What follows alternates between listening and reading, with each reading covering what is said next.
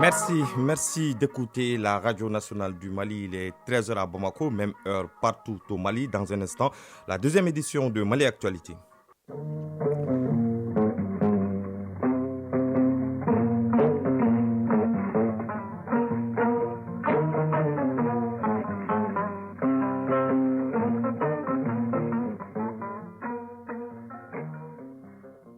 Le journal Bemba Sibi. Mardi 27 juin 2023, bonjour et bienvenue dans cette édition d'information.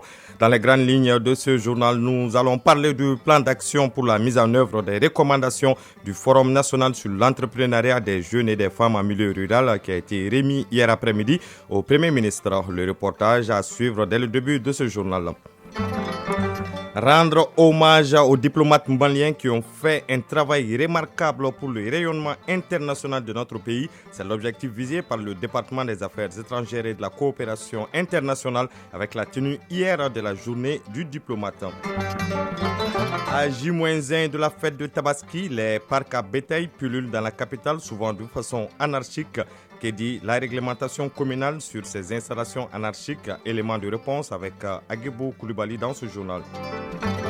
Dans la chronique Initiative citoyenne de ce mardi, Ousmane Daou nous amène à la découverte de l'association Ensemble pour Korofina qui milite pour influer sur le cadre de vie de tous les jours des habitants du dit quartier. En sport, championnat national de Ligue 1 à 3 jours de la fin de l'exercice 2022-2023. La bataille est rude en haut des tableaux, aussi bien qu'au niveau de la relégation. Quand des moins de 23 ans, Maroc 2023, 2 matchs à fort enjeu sont à noter dans le groupe A ce mardi. Voilà pour les titres, les développements dans un instant. Une fois de plus, bonjour et bienvenue dans ce journal. Tout d'abord, ce communiqué du ministère du Travail, de la fonction publique et du dialogue social dont la teneur suit. En application des dispositions de la loi numéro 05040 du 22 juillet 2005 relative aux fêtes légales en République du Mali, la journée du mercredi 28 juin 2023, Eid el-Kébir, fête de Tabaski, est chômée et payée sur toute l'étendue du territoire national. Je vous le disais dans les titres remis hier après-midi au Premier ministre du plan d'action pour la mise en œuvre des recommandations du Forum national sur l'entrepreneuriat des jeunes et des femmes en milieu rural. La cérémonie a réuni, outre les collaborateurs du Premier ministre, les membres du comité de suivi des recommandations du Forum de Ségou. Les détails avec Alou-Sénine Touré de la presse de la primature. Ce plan d'action en 14 points et 33 actions est le fruit du travail d'un comité mis en place à la suite du forum sur l'entrepreneuriat des jeunes et des femmes tenu à Ségou en novembre 2021. Modibo Kadjoge, président du comité de suivi du forum de Ségou sur l'entrepreneuriat. Il comprend un résumé exécutif, les bénéficiaires du plan d'action, les objectifs opérationnels et les actions, coûts et les mécanismes, et les cadres institutionnels d'orientation et de pilotage, et enfin les mécanismes de suivi et évaluation. Le Premier ministre a félicité les membres du dit comité avant de les rassurer du soutien total du gouvernement et de son engagement personnel dans la réalisation de cet objectif. Il a toutefois mis l'accent sur la nécessité d'opérer un bon choix en ce qui concerne les bénéficiaires. Dr Shogel Kokala-Maïga, Premier ministre. Mon seul souci, c'est que ça ne reste pas au niveau du papier. Il faut réaliser concrètement. Il faut prendre les meilleurs. Une société, vous savez, c'est comme un train. S'il n'y a pas de locomotive, le wagon ne peut pas bouger. Mais si on veut mettre des wagons à la place des locomotives, là, vous n'avez plus de train. Évaluer chaque année, voir les erreurs, les corriger au fur et à mesure. Peut-être dans 5 ans, dans 10 ans, notre pays va être une puissance agricole. On a tout. Nous, on peut nourrir suffisamment nous-mêmes et tous les autres. Et ça, c'est une chaîne. Il y a les producteurs, donc ceux qui travaillent, ceux que vous allez encadrer. Il y a ensuite ceux qui vont commercialiser. Et ainsi de suite. C'est en ce moment que le pays peut être réellement indépendant. La mise en place du plan d'action de la mise en œuvre des recommandations du Forum de Ségou sur l'entrepreneuriat des jeunes et des femmes en milieu rural permettra de booster considérablement l'emploi agricole au Mali. Célébration hier lundi au ministère des Affaires étrangères et de la coopération internationale de la journée du diplomate. Une journée qui vise à rendre un hommage aux diplomates qui œuvrent au rehaussement de la diplomatie malienne dans le monde grâce à un travail remarquable qui a permis à notre pays d'avoir ses lettres de noblesse sur la scène internationale. La tenue de cette journée renforce également la proactivité de la diplomatie malienne. On fait le point avec Mamadou Fani. Promouvoir les diplomaties économiques, culturelles, environnementales, sécuritaires, scientifiques et technologiques, c'est le thème de cette édition de la journée des diplomates. Il s'agit à travers cette journée de célébrer les diplomates dans un contexte de crise au Mali et dans le monde. Ambassadeur Seydou Koulibaly, secrétaire général du ministère des Affaires étrangères et de la coopération internationale. Cette journée du diplomate se tient dans un contexte où le rôle du diplomate est plus que jamais indispensable. À l'échelle internationale, la persistance de crises débutées il y a une dizaine d'années et qui peinent à être résolues, l'apparition de nouvelles crises complexes impliquant des acteurs nouveaux et la politisation et l'instrumentalisation des sujets sensibles appellent à une nouvelle forme de diplomatie adaptée à son environnement. Cette journée s'inscrit dans la perspective de consolider les actions de la diplomatie malienne dans le respect de ses choix stratégiques, à savoir le choix de ses partenaires, de la défense des intérêts du peuple malien et le respect de sa souveraineté.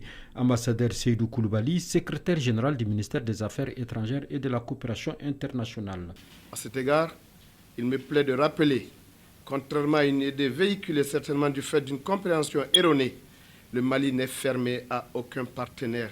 Bien au contraire, nous avons fait le choix de l'appropriation nationale des défis auxquels nous sommes confrontés afin d'élaborer, grâce à l'ingénierie et à l'ingéniosité dont les Maliens ne manquent pas, des solutions à nos difficultés.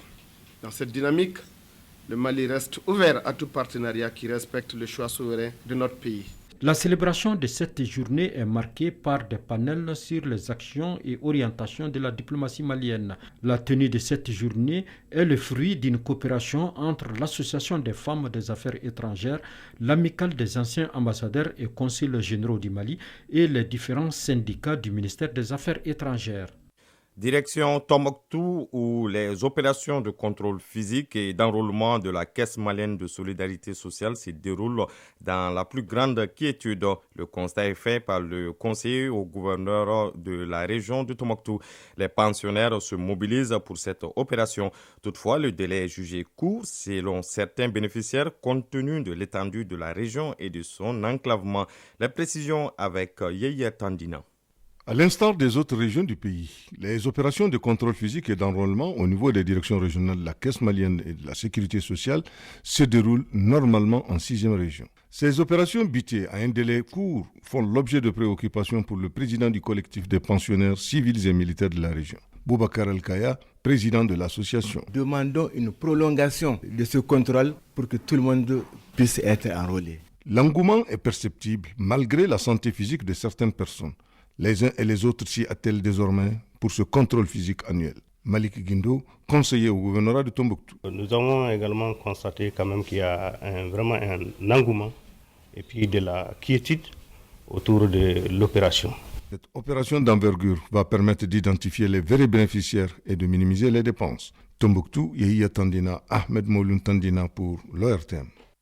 Radio Mali à Tombouctou et environ 99.9 MHz en FM. Restons à Tombouctou pour parler des condiments, les condiments qui sont incontournables dans la préparation culinaire. La rédaction s'intéresse aujourd'hui plus particulièrement aux 12 épices de la cité des 333 saints utilisées dans la préparation du almarga mafé, autrement dit la sauce des condiments. Ce plat est préparé à l'occasion des grandes fêtes comme la Tabaski. Ces 12 épices sont d'ailleurs classées dans le patrimoine immatériel de l'UNESCO. Alpha Maïga nous plonge dans un pan de l'histoire culinaire du Mali dans ce reportage.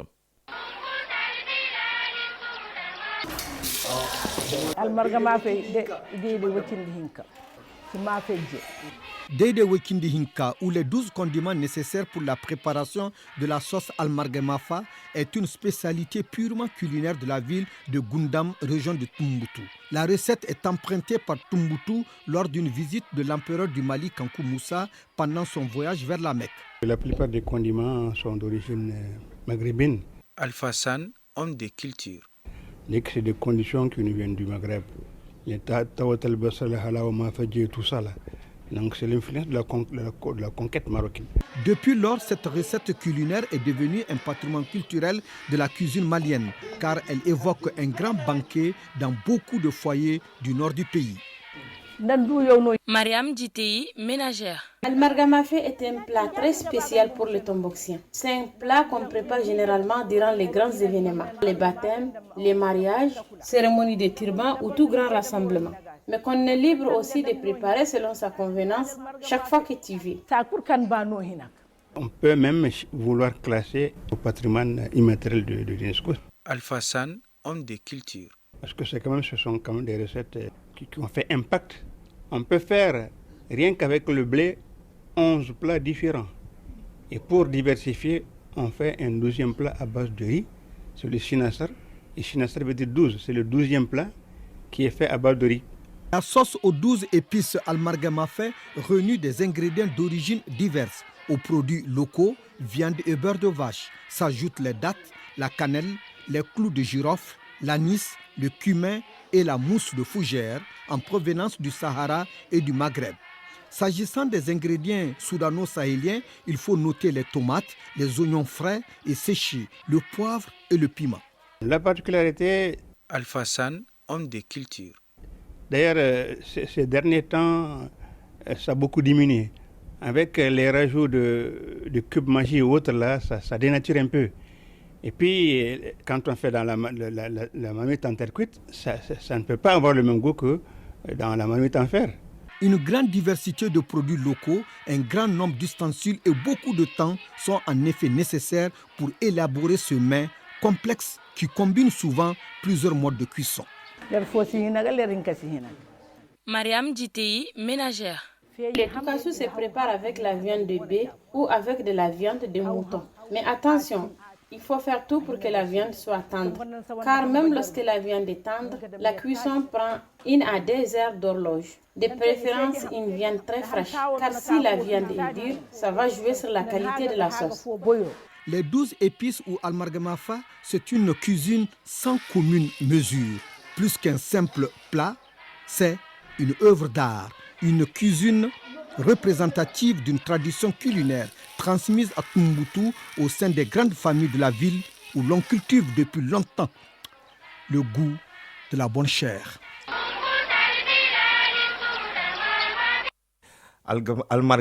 Almargamafé sera certainement dégusté demain car c'est la fête de Tabaski et les fidèles n'ont que quelques heures pour acheter leur mouton sacrificiel. Pour ce faire, ils ont l'embarras du choix tant les sites de vente de moutons pullulent dans la capitale, souvent de façon anarchique.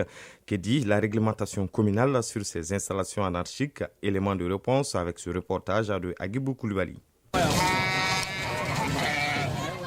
La fête de Tabaski ou Aïd el-Kébir est un moment où les moutons sont très sollicités. Dans toutes les communes du district de Bamako, les parcs à bétail existent de façon normale. Mais à l'approche de la fête de Tabaski ou fête aux moutons, on assiste à la floraison de parcs à bétail installés de façon anarchique à travers la ville de Bamako. En faisant un tour, par exemple en commune 4, le constat est réel. Djouraké Koulibaly, vendeur de moutons en commune 4.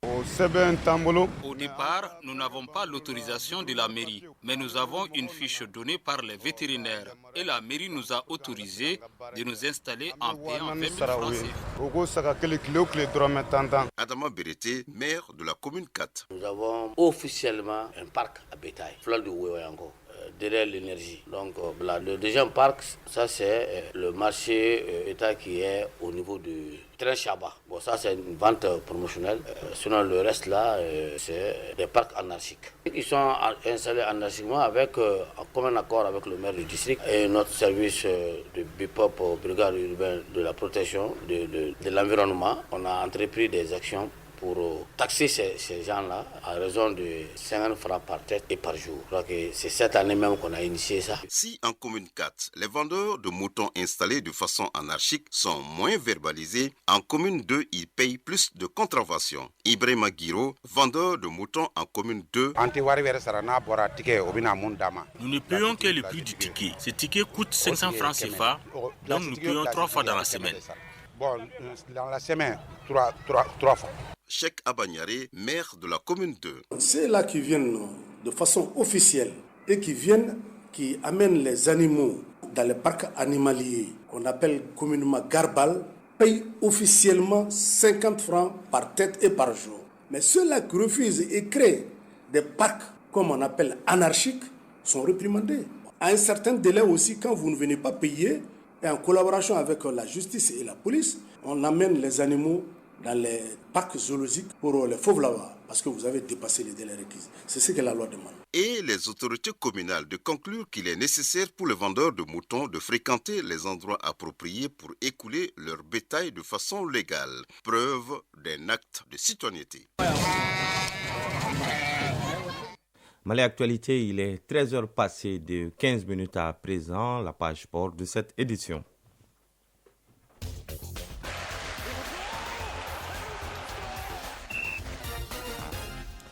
La page sport, c'est avec Siragatou Sissé. Bonjour Siragatou. Bonjour Bemba Sibi. Tout d'abord, championnat national de Ligue 1, l'AS Real est toujours en tête au terme de la 27e journée. Oui, les Scorpions de l'AS Real ont été sans pitié de LCBA 3-0. L'AS Bakarian de Barawili ne fait pas de cadeau à l'Union sportive de Bougouni 3-1. Le Djoliba AC domine l'AS Police 3-0. Le Stade Malien de Bamako se relance en disposant du COB 4-1. Autre victoire, celle de Binga FC 1-0 sur l'équipe des 11 créateurs de Nyarela. À retenir que 22 buts ont été inscrits au cours de cette 27e journée de Ligue 1. Avec votre permission, Bemba Sibi, cette nouvelle au plan administratif, le président sortant de la Fédération malienne de football, Mamoutou Touré Dibavieux, a annoncé officiellement hier sa candidature. Selon le président candidat Touré, il répond favorablement à la sollicitation des membres statutaires de la FEMAFOOT, de certains présidents des clubs de Ligue 1, de 2e division et des présidents des 3 groupements sportifs. L'élection à la présidence de la FEMAFOOT est prévue le 29 août prochain. On reste dans le championnat national où à 3 journées de la fin de l'exercice 2022-2023, la bataille est rude en haut de tableau aussi bien qu'au niveau de la relégation. Oui, l'AS Real est leader avec 53 points devant le Djoliba, c'est 50 points et l'AS Bakarian de Barawili 43 points. Le titre de champion saison 2022-2023 va se disputer entre les Scorpions de l'AS Real et les Rouges du Djoliba AC. S'agissant de la relégation, Yéli Olympique y est depuis quelques journées. Il reste un dernier ticket à distribuer entre 3 clubs. Le SOB 13e 29 points, l'Union sportive de Sec de Kita 14e 26 points et LCBA 15e 21 points. Du titre de champion au deuxième biais de la relégation, la Ligue 1 du Mali devient passionnante. CAN des moins de 23 ans, Maroc 2023, 2 matchs à fort enjeu sont à noter dans le groupe A ce mardi. À 17h temps universel, Congo-Guinée, les deux équipes avaient essuyé un revers d'entrée et à 20h, le choc Maroc-Ghana. Le vainqueur se qualifie directement pour les demi-finales. Le Mali dans le groupe B joue demain mercredi à 17h contre l'Égypte, championne d'Afrique en titre. Pour leur premier match, les Aigles Espoirs du Mali avaient terrassé les Panthères Espoirs du Gabon 3-1 en ouverture. En tout cas, bonne chance aux Aigles Espoirs et merci Siragatou pour toutes ces informations sportives. Nous allons suivre ensemble la chronique Initiative citoyenne de ce mardi. Initiative citoyenne. Le développement à nous-mêmes. Elle a vu le jour il y a 6 ans avec la fusion de plusieurs associations. Ensemble pour Korofina milite depuis et œuvre pour influer sur le cadre de vie de tous les jours des habitants du quartier. Pour cela, elle a élaboré des stratégies qui comportent des journées de salubrité, de plantation d'arbres, de curage de caniveaux et des cours de soutien pendant les vacances au bénéfice des élèves. Découvrons plus ensemble pour Korofina dans la chronique Initiative citoyenne avec Ousmane Daou. Ensemble pour Korofina est une fusion de 6 associations qui ont décidé de cheminer main dans la main pour faire bouger les choses sur le plan du développement communautaire en menant des activités pour le bien-être des populations. Ousmane Fodé Sissoko, président de l'association Ensemble pour Korofina. On fait des journées de salubrité. Il y a un pont qui nous sépare de Bougouba. Ce pont se trouve juste à côté de l'IMPP pour dégager les ordures qui se trouvent au niveau de ce pont. On a fréquenté les grains qui sont autour du quartier pour les sensibiliser, les informer que nous avons réellement beaucoup de problèmes au niveau de notre quartier. Le dernier dimanche de chaque mois, on organise une journée de salubrité. On a même consacré une journée pour planter des arbres au niveau de notre quartier. Le goulot d'étranglement pour l'association Ensemble pour Korofina reste le désintérêt des jeunes du quartier pour les activités qu'elle mène pour leur épanouissement. Nous, on a eu la visite de plusieurs jeunes d'autres quartiers de la commune, des associations qui sont au niveau de la commune, qui sont venus nous aider aussi. Quand eux, ils sont en train de prendre du thé et qu'ils voient d'autres jeunes qui sont dans d'autres quartiers qui viennent travailler à leur place, c'est-à-dire que notre quartier, personne ne peut régler les problèmes de notre quartier à notre place. C'est nous les jeunes qui doivent prendre les choses en main. Comme on dit souvent, aide-toi le ciel t'aidera. Si les gens nous voient en train de tout faire pour notre quartier, on peut avoir des aides. Mais tu fais rien, tu es en train de prendre du thé. On peut te donner le prix du thé, mais tu vas rester inondé dans ton quartier. Au-delà, elle a élaboré un nouveau concept appelé « Ces vacances » pour appuyer les scolaires avec des cours de soutien, mais aussi en mettant en place des activités récréatives pour que les enfants ne tombent pas dans le vagabondage. Ousmane Fodé Sissoko, président de l'association Ensemble pour Korofina. Les cours d'histoire pour nos enfants, nos jeunes frères qui sont à l'école au niveau du quartier. Et puis il y a une manifestation sportive qu'on organise.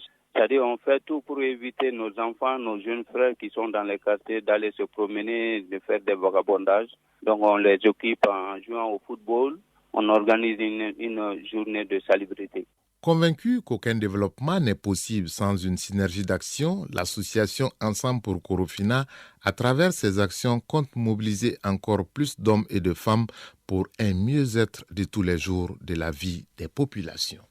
Et c'est communiqué avant de boucler cette édition. Le ministre du Travail, de la Fonction publique et du Dialogue social communique en application des dispositions de la loi numéro 05040 du 22 juillet 2005 relative aux fêtes légales en République du Mali. La journée du mercredi 28 juin 2023 et El Kébir au fête de Tabaski est chômée et payée sur toute l'étendue du territoire national. À 13h. Passé de 21 minutes, on prend fin ce journal qui vous a été présenté par Bemba Sibi avec la complicité technique de Sidi Koulibaly. La mise en ligne, vous pouvez suivre cette édition sur nos plateformes numériques grâce à Marcel Tessougué qui a assuré la mise en ligne, une réalisation de Ousmane Daou. Tout de suite, vous avez rendez-vous avec Kani Keita pour les avis communiqués en français et en bambara. Prochain rendez-vous avec l'information, c'est à 19h30. En attendant, bonne écoute radiophonique sur la zone de la Radio Nationale du Mali.